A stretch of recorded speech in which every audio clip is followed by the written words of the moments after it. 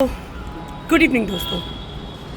आजकल एक सॉन्ग बहुत ट्रेंड में है, www.com हमारा नेता कैसा हो। वो सॉन्ग मैंने सुना, ठीक है, आज की ट्रेंड से अपने हिसाब से अपने भगवान की सोच को उसने एक्सप्लेन कर दिया।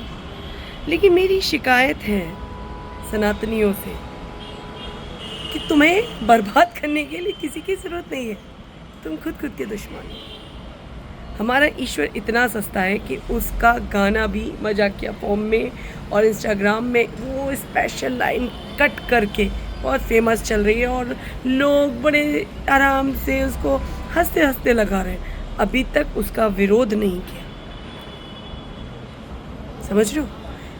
दूसरा, सीजेपी में ईश्वर का अपमान, राम का अपमान, मैंने बहुत सारे ऐसे वीडियो देखे।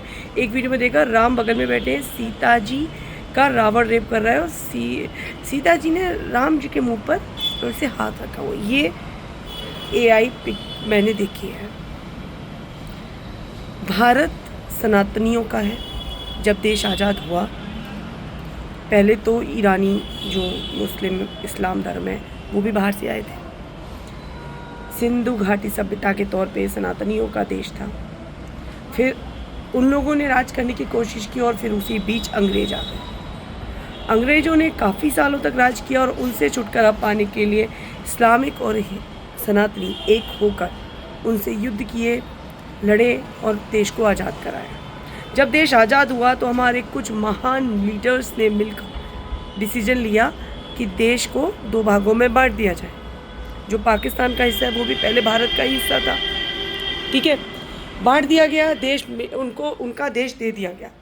मगर कुछ इस्लामिक मुस्लिम यहाँ पर रुके, ये सोच कर कि ये देश पर भी तो हमारा हिस्सा है। जो इस पाकिस्तान का जो हिस्सा है वो भी तो हिंदुओं का हिस्सा था, बट उन्होंने छोड़ दिया कि ठीक है उनको दे दो। जो वहाँ रह गए उनको कन्वर्टेशन के साथ वहाँ रहने दिया गया। भारत में वो रहे, माइनॉरिटी में आ गए। उनका एक मकसद था कैसे भी जनसंख्या बढ़ाओ और काफिरों पर कंट्रोल करो। अब आज के हालात क्या है, अब एक भीम आर्मी बन गई है। उनके हिसाब से वो एक नेहा नाम की लड़की है, वो कहती है नहीं मैं दलित हूँ, मैं हिंदू नहीं हूँ। वो नवाज मस्जिद जाती है, वॉटेवर जो भी करती है। ये कुछ ऐसी गंध है अपने हिंदुत्व की, हमको किसी दुश्मन की ज़रूरत नहीं है।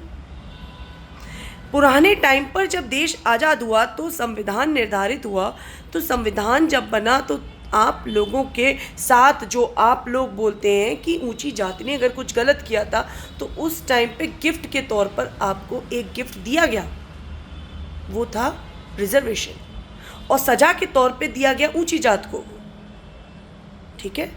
उसके बाद वक्त बदला, लोग बड़ी बड़ी पोस्ट पे आए। आज 70-80 साल हमारे देश को आज़ाद हुए हो गए, सत्ताएं चेंज हुई, वक्त बदला, महंगाई वक्त के साथ आज जो है कल फ्यूचर में कुछ और होगी। बट आप लोगों को अपने देश को ग्रोथ नहीं करने देना है।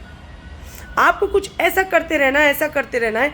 वो कैसे ऊंचा उठ रहा है, वो ऐसा अच्छा नहीं कर सकता। हमें अच्छा करने का क्या, और अच्छा कुछ नहीं करना है। आज देश में चल रहा है सनातनियों का देश, और उन्हीं पर सवाल, हमारे भगवान पर सवाल। और दुख की बात यह है कि सरकार इसके ऊपर अभी तक कोई एक्शन ले नहीं रही कि अगर कोई हमारे ईश्वर का अपमान करता है तो उसके लिए भी एक सजा का प्रावधान होना चाहिए। कभी आपने किसी मुस्लिम का अपमान करते हुए मैं देखा, उनके धर्म का अपमान करते हुए मैं देखा, क्रिश्चियंस का अपमान करते हुए मैं देखा। और हमारे भगवान का प्रमाण देने की कभी ज़रूरत नहीं पड़ी। वैसे राम मंदिर से किसी को लेना देना नहीं था। राम मंदिर में कुछ घोटाला हो गया तो राम मंदिर का वर्णन पुराणों में है, राम मंदिर हिंदुत्व की धरोहर है, राम मंदिर, पता नहीं कैसे कैसे स्टेटमेंट आने लग गए। और उसी राम के मामले में, राम के लिए आप लोगों के शब्द इतने अभद्र हैं, क्यों? मेरी सरकार से एक विनती है, सब चीज़ें बाद में, हमारे धर्म की रक्षा करिए।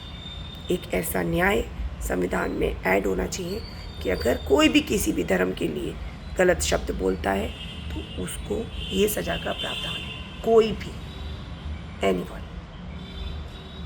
बस जय हिंद।